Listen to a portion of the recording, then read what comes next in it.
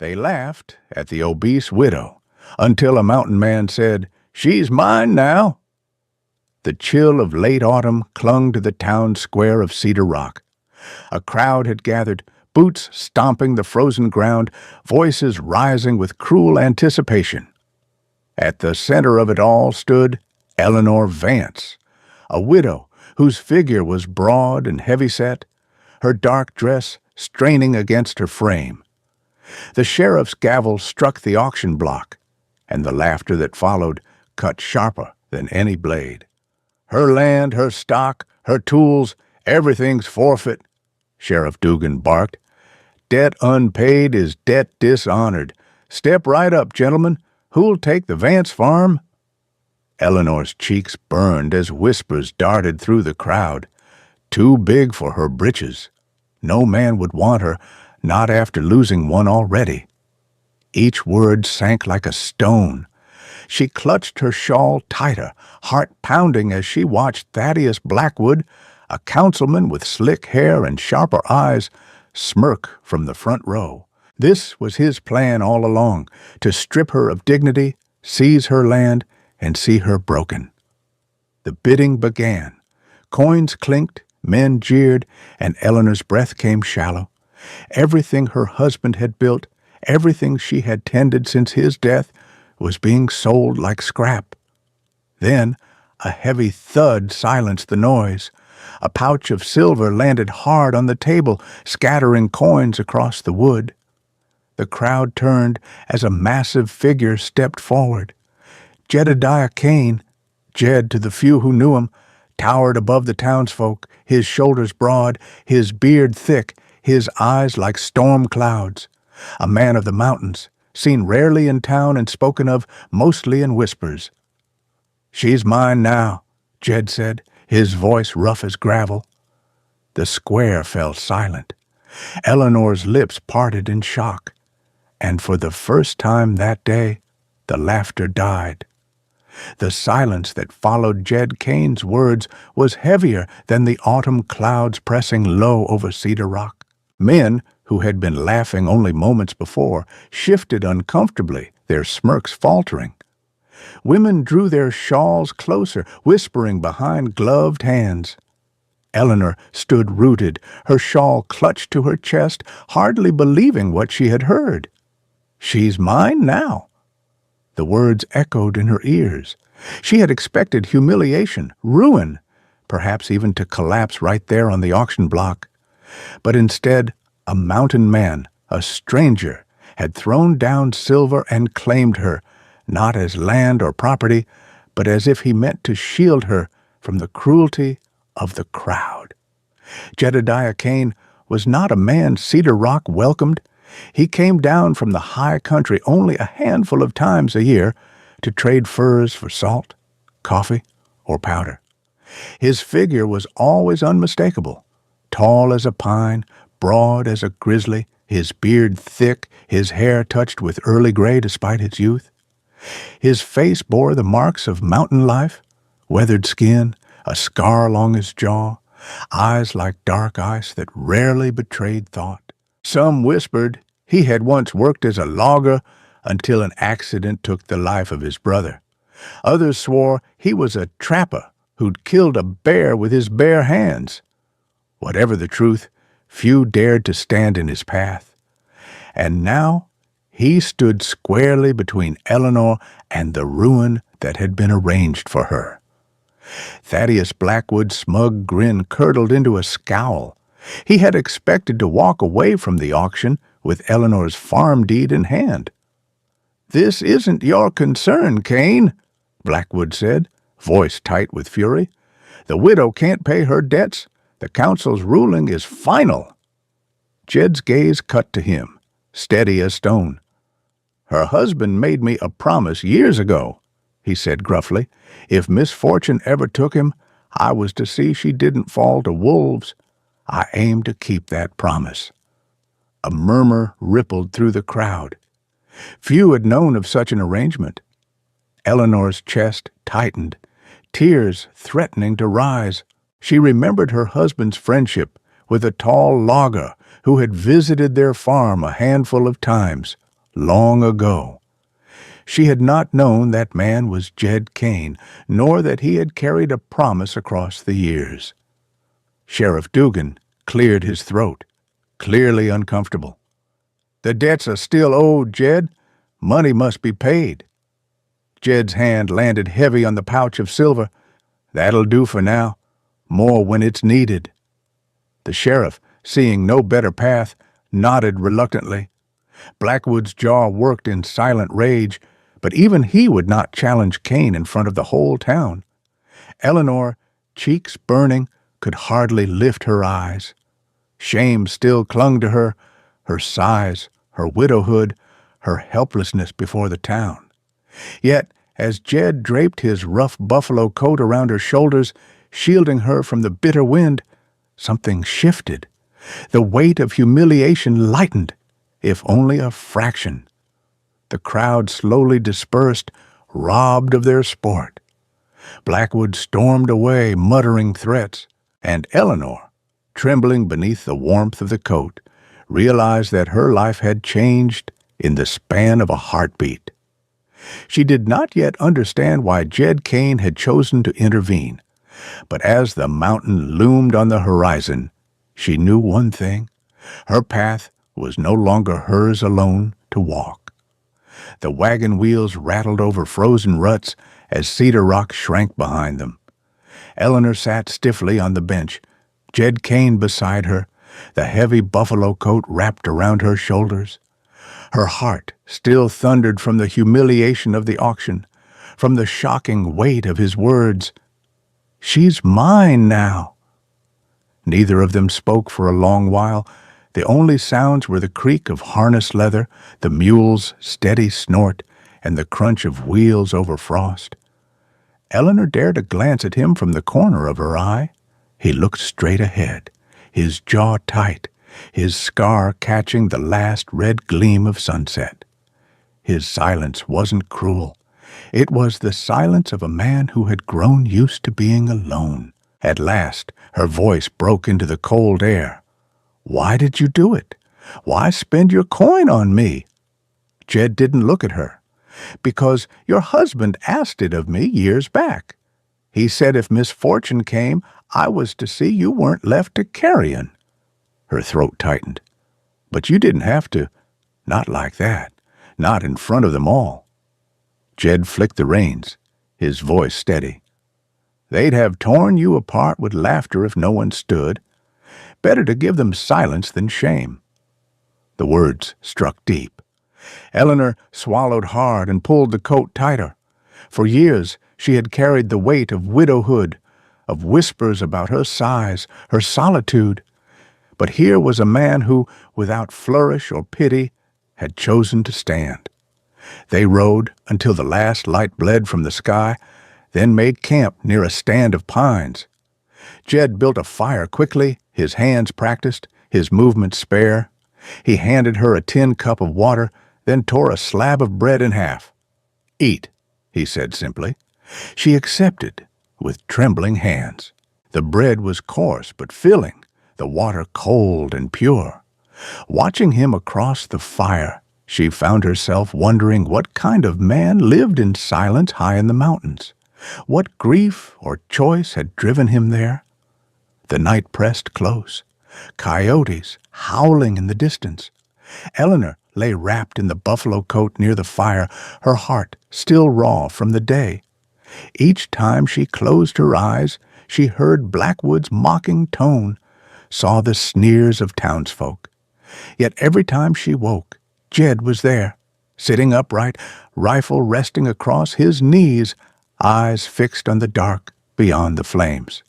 A sentinel carved from stone. By dawn, frost coated the grass and their breath steamed in the air. Jed saddled the mule and helped her into the wagon with one strong hand. His touch was brief, steady, and strangely respectful. The trail climbed higher that day, winding through canyons and across streams crusted with ice.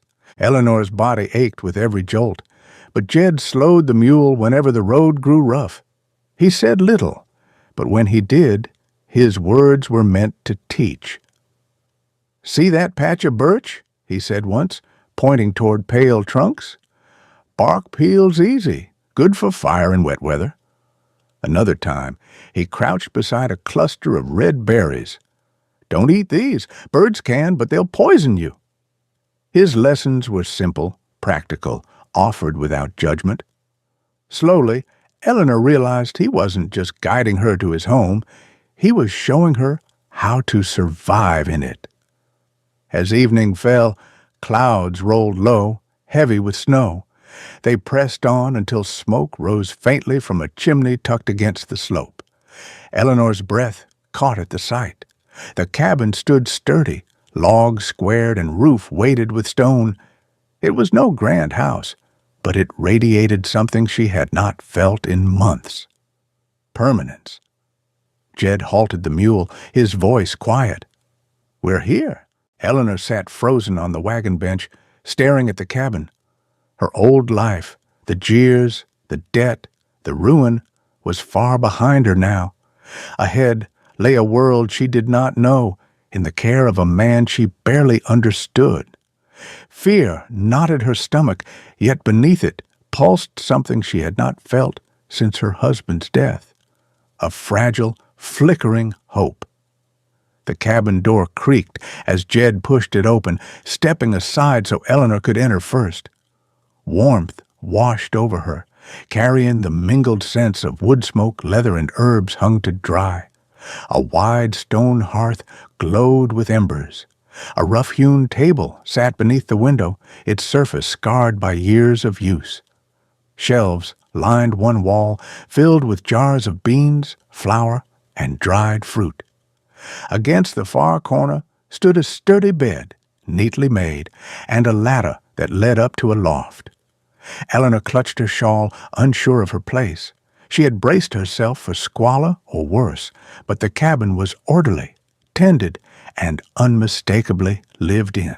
Jed set down the bundles he carried and gestured toward the loft. "You'll sleep up there. It's warmer, private." Her throat tightened. After the jeers in town, the humiliation of being treated like property, she had expected to be cast aside in some dark corner. Instead, here was space set apart for her.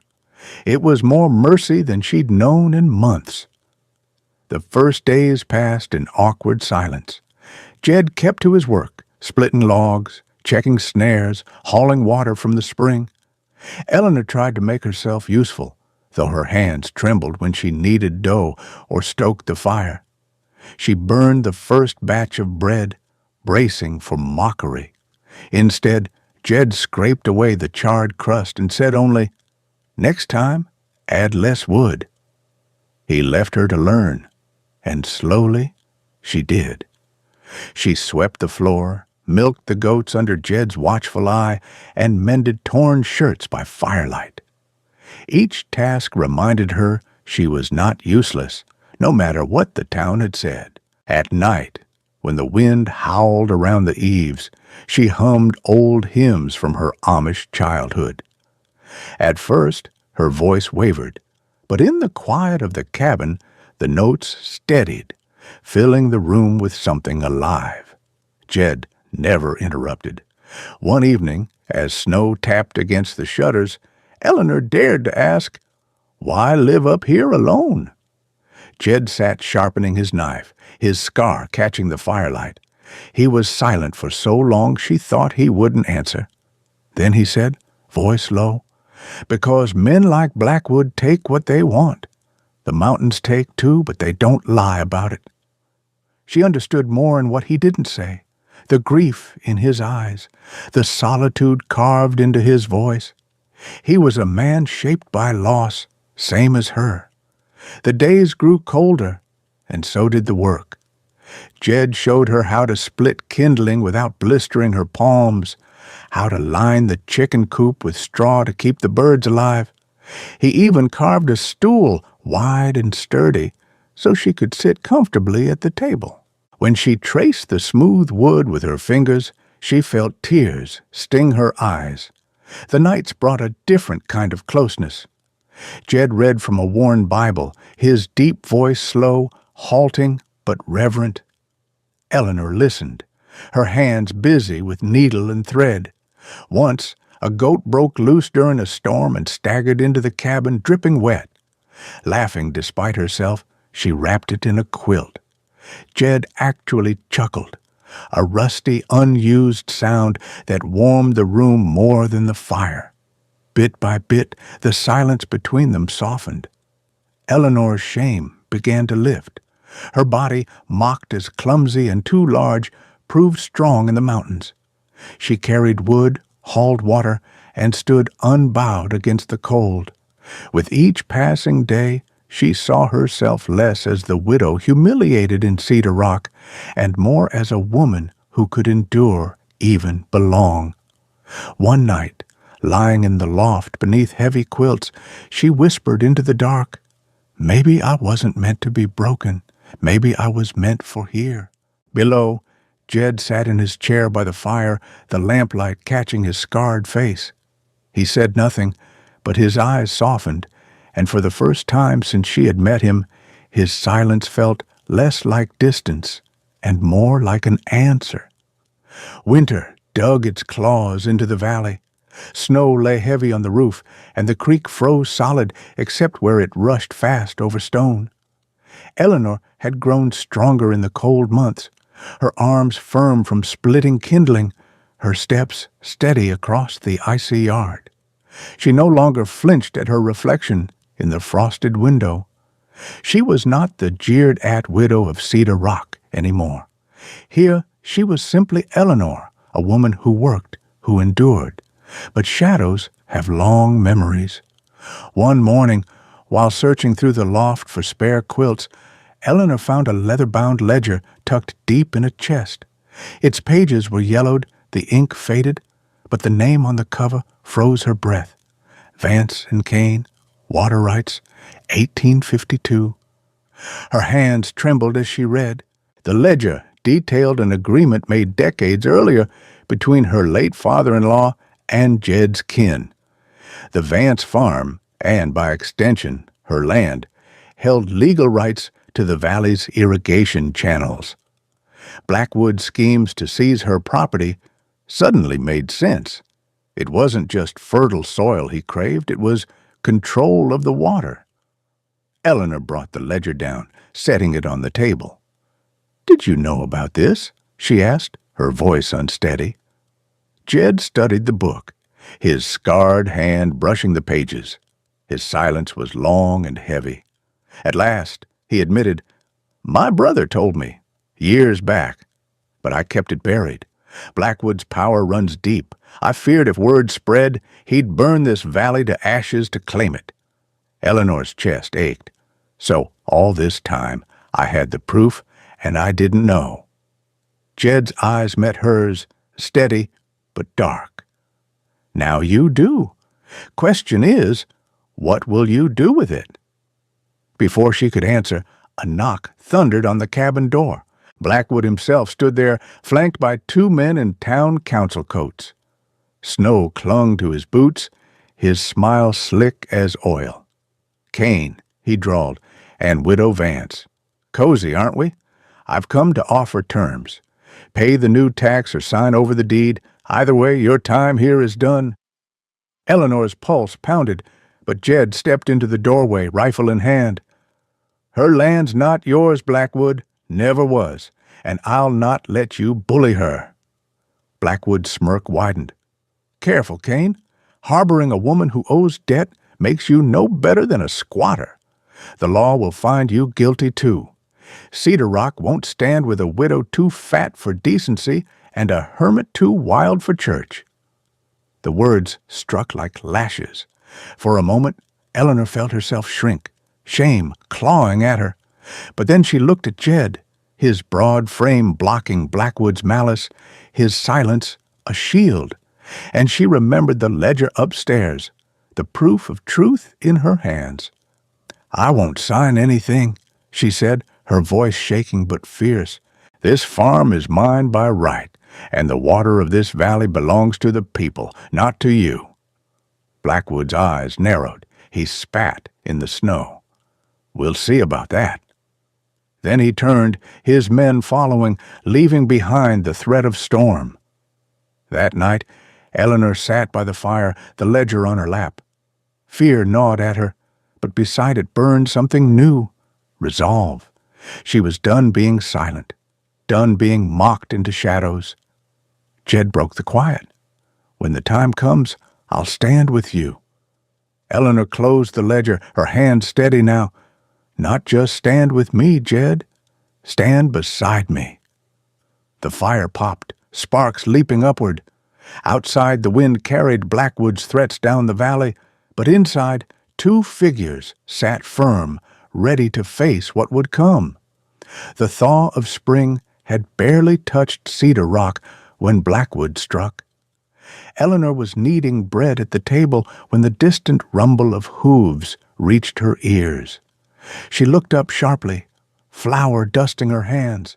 Jed had already taken his rifle from its hooks by the hearth. His face was grim, his shoulders set like stone. Outside, 5 riders stormed into the yard. At their head was Thaddeus Blackwood, his fine coat gleaming, his smile sharp as a knife. Behind him rode hired men with pistols at their belts. Blackwood called out, his voice carrying over the yard. "Eleanor Vance, by order of the council, this land is seized. You and your hermit protector are trespassers. Sign the deed, or we'll drive you out."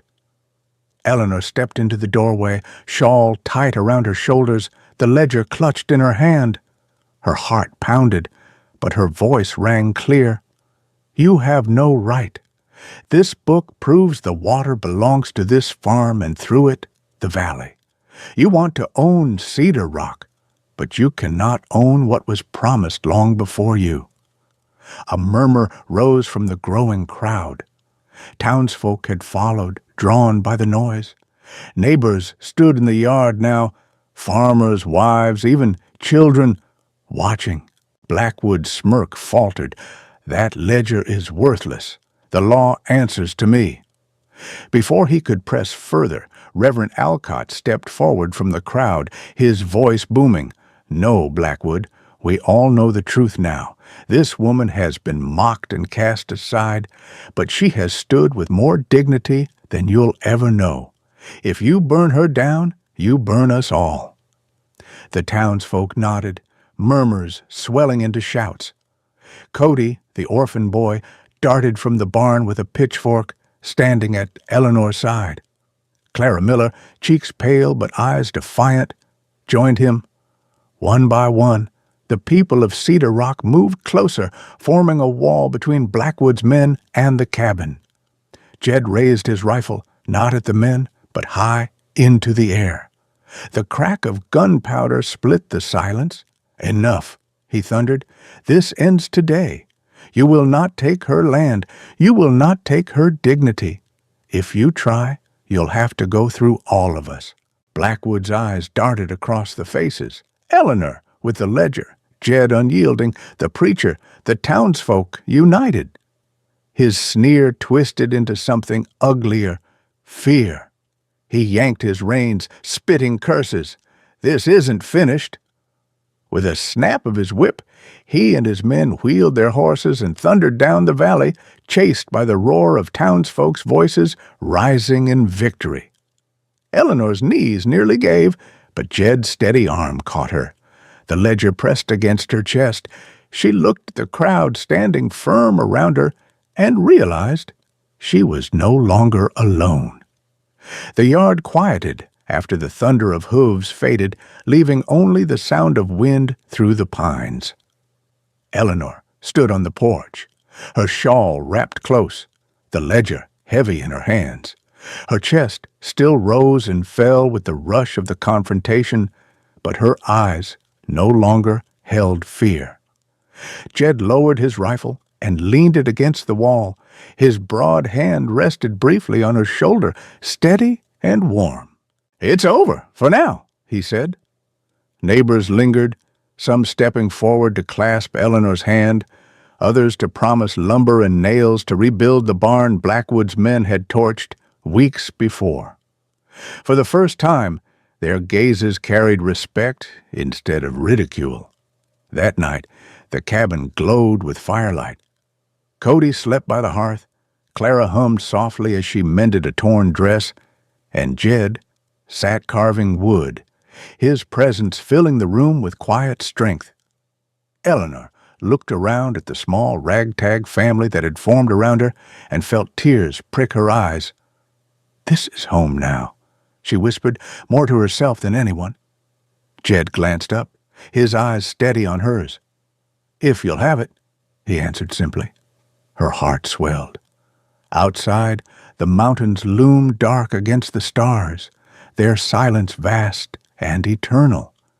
She knew Blackwood might try again, that hardships would come, but she also knew she would never face them alone. Eleanor tightened the shawl around her shoulders, a smile trembling on her lips. For the first time since widowhood had left her adrift, she felt not cast aside, but rooted, strong, chosen, unafraid. Every time I read your comments, I'm reminded why stories like Eleanor's matter.